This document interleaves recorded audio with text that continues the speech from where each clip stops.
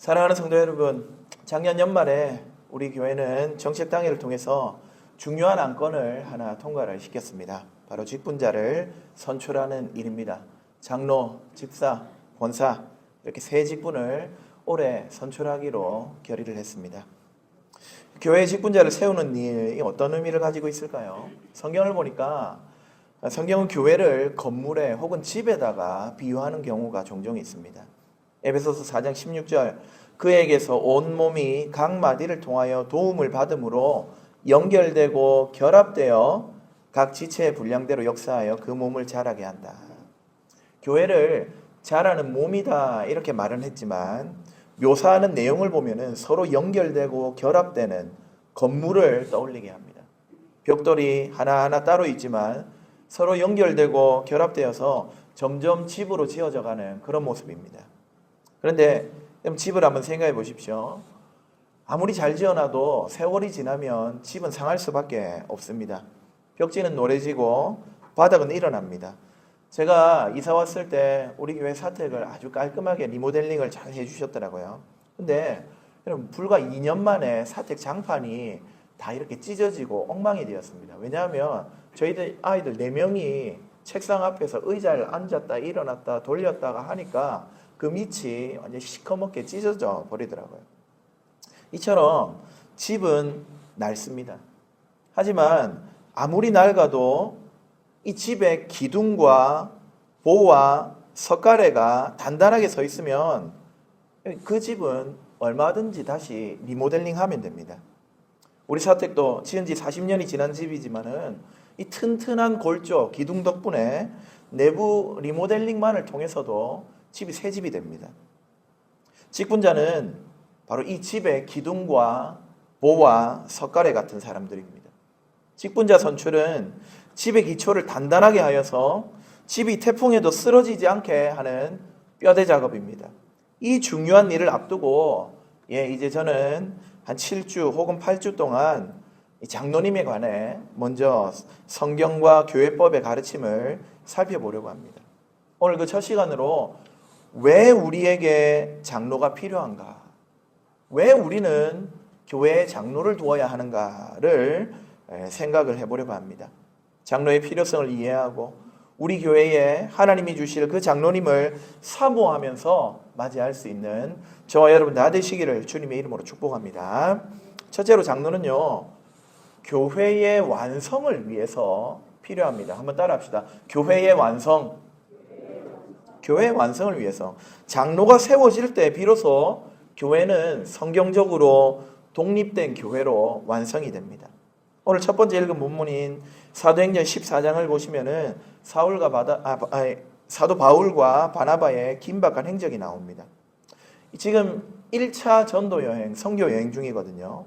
루스드라와 이고니온 같은 곳에서 복음을 전했는데 거기서 무슨 일이 있었냐면은 바울은 유대인들에게 돌에 맞아서 죽을 뻔했습니다.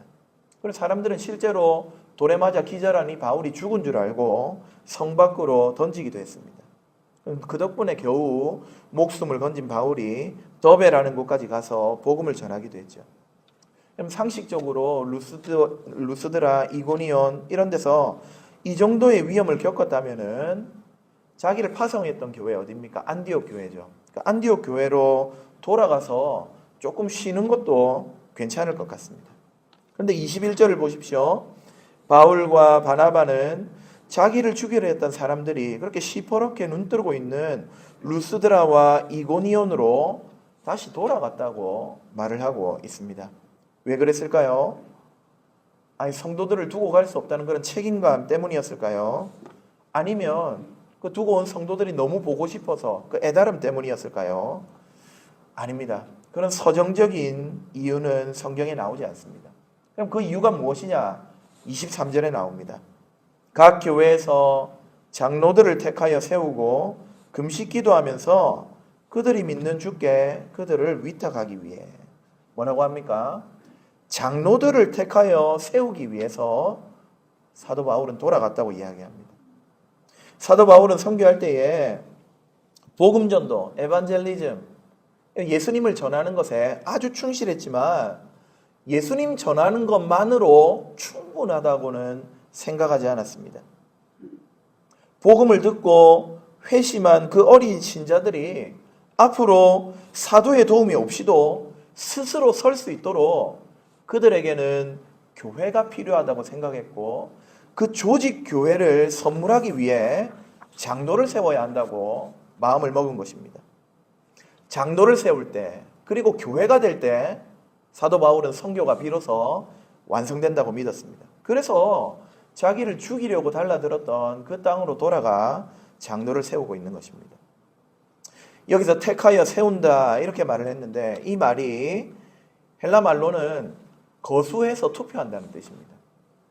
그러니까 사도들이 이 사도가 임의로 임명해가지고 당신이 장로하세요 이렇게 한 게 아니고 성도들의 참여를 통해서 아주 질서 있게 세웠습니다. 그래서 우리 장로교회는 장로를 세울 때 목사가 임명하지 않습니다.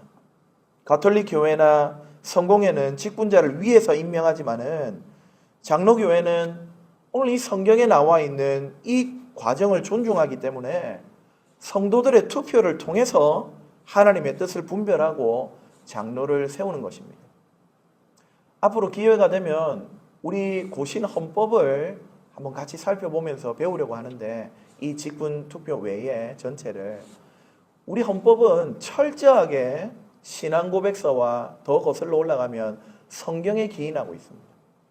장로교 교회 정치 안에 있는 모든 요소들은 사실상 성경에 뿌리를 내리고 있는 것들입니다.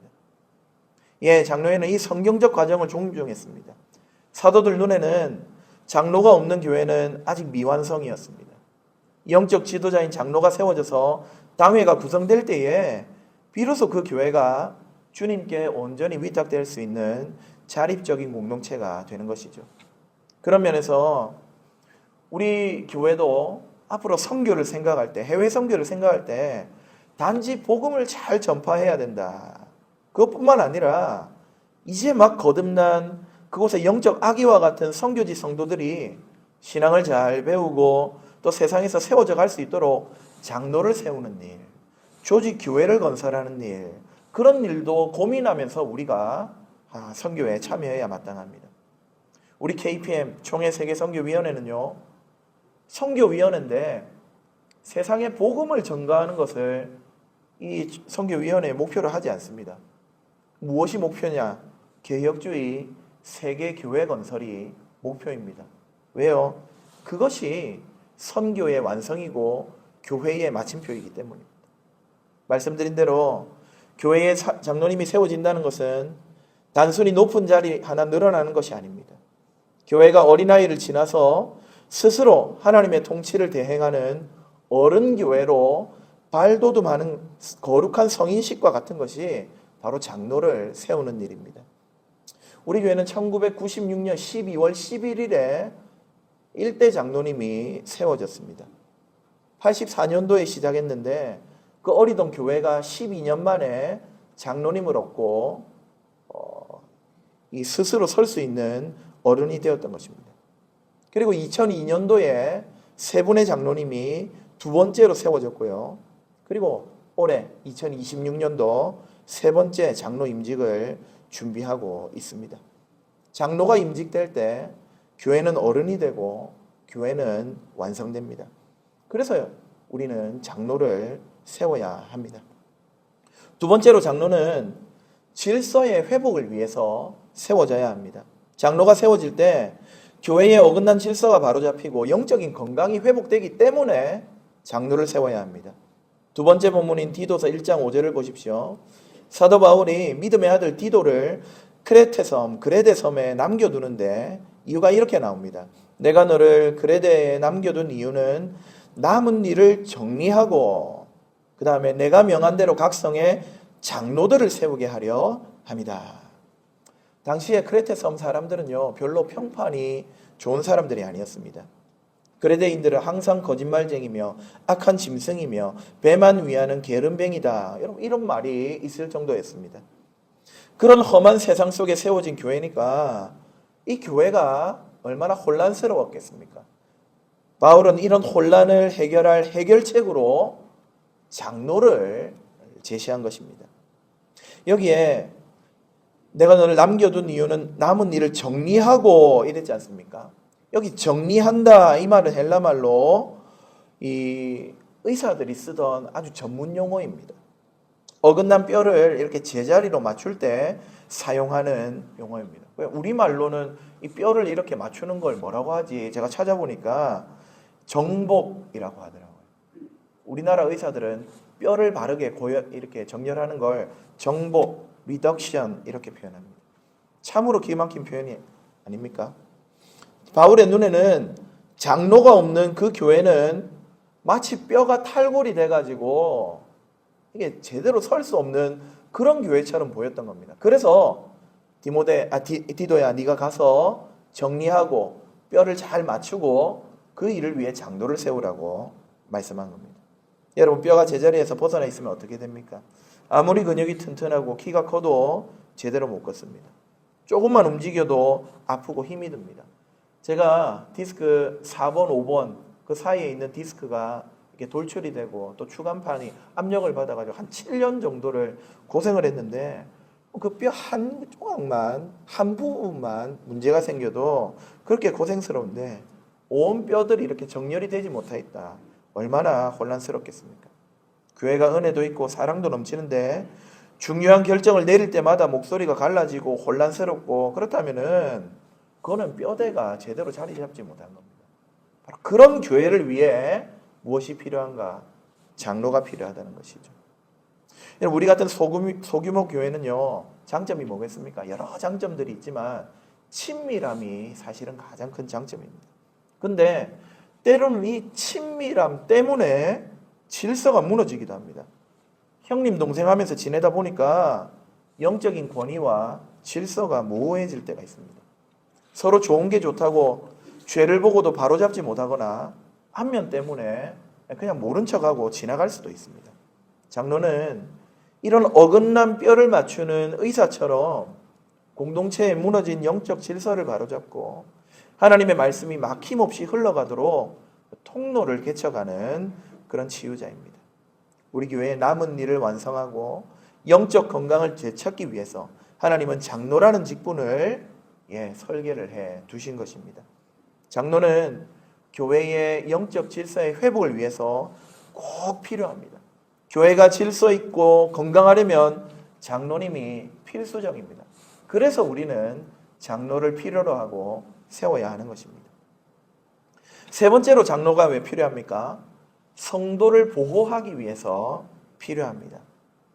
장로는 목사와 협력하여서 성도들의 영적인 상태를 살피고 세속의 유혹으로부터 우리를 보호하기 위해서 반드시 필요한 직분입니다. 우리 대한예수교 장로회 고신헌법은 장로의 직무를 아주 명확하게 정의합니다. 이번에 법이 새롭게 개정이 됐는데요. 그 헌법 정치 제6장 66조를 보시면은 장로의 첫 번째 임무는 목사와 협력하여 행정과 권징을 관리하는 일이고요. 두 번째는 교회의 영적 상태를 살피는 일이라고 합니다. 장로는요, 목사가 혹시 권력을 독점하고 전횡을 저지를지 모르니까 감시하거나 견제하라고 세우는 직분이 아닙니다. 협력하여 행정과 권징을 관리한다. 감시가 아닙니다. 또 그렇다고 목사의 심부름만 하는 보조원도 아닙니다. 헌법 제64조에서는 장로님이 목사와 같은 권한으로 재반 사무를 처리한다. 그래서 여러분, 교회 안의 모든 결정은 단임 목사가 혼자 하는 결정은 없습니다. 적어도 여러분들에게 공개되고 알려지는 사항들은 반드시 당회를 통해 우리 장로님들과 함께 논의되고 결정된 그런 사항들입니다.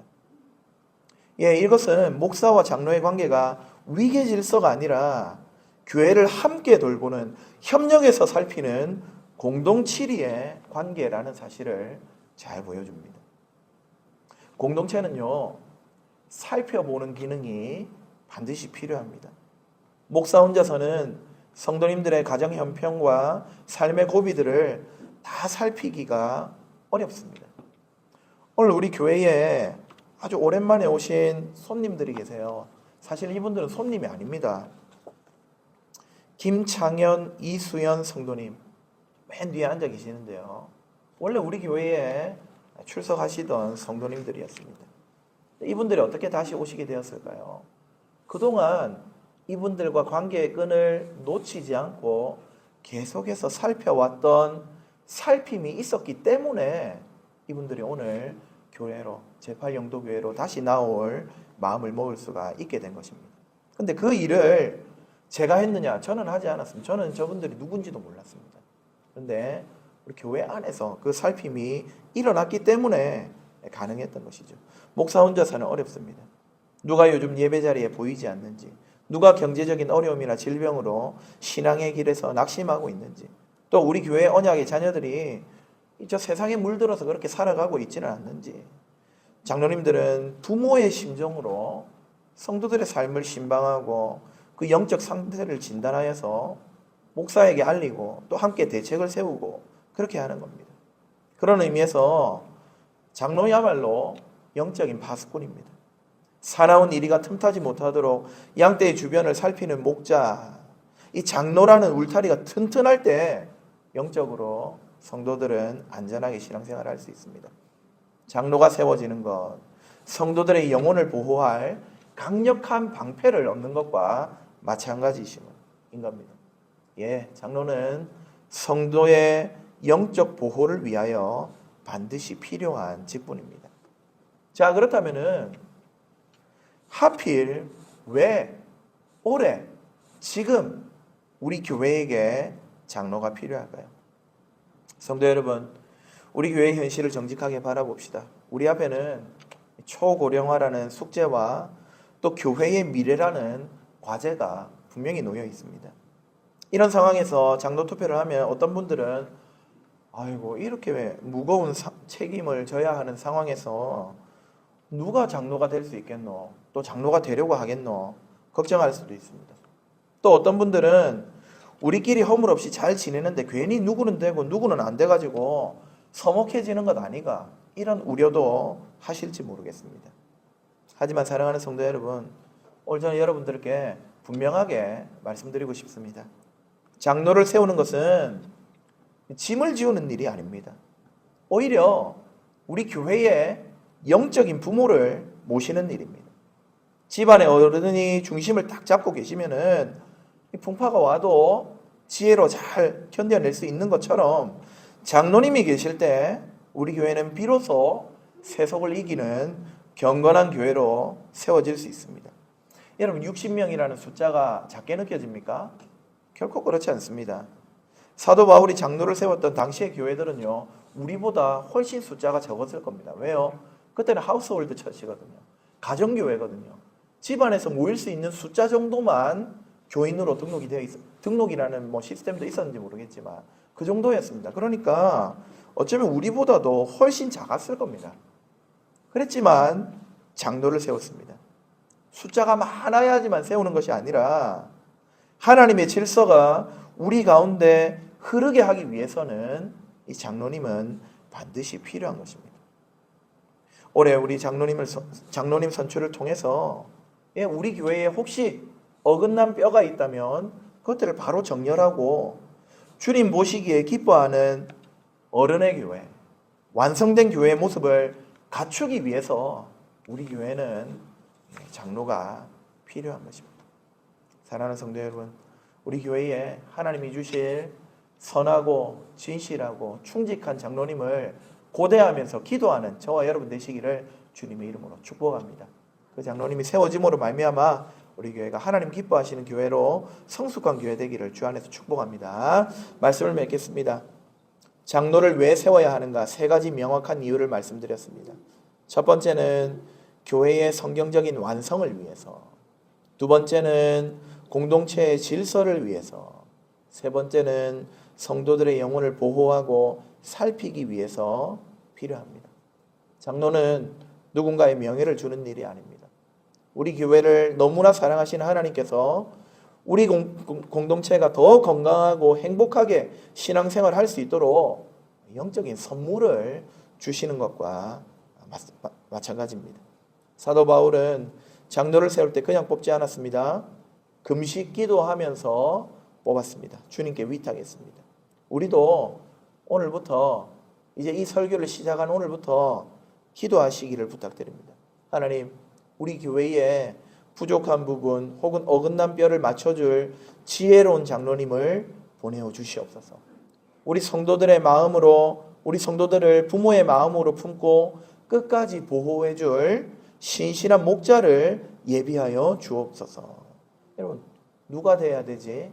머릿속으로 계산하기보다 앞서서 하나님이 우리 교회에 어떤 선물을 주실까? 하나님의 뜻을 기대하고 고대하면서 기도로 준비합시다. 이번 장로 선출이 우리 교회가 이 남은 일을 완수하고 주님 오실 때까지 든든히 서가는 복된 출발점이 되기를 주님의 이름으로 축복합니다.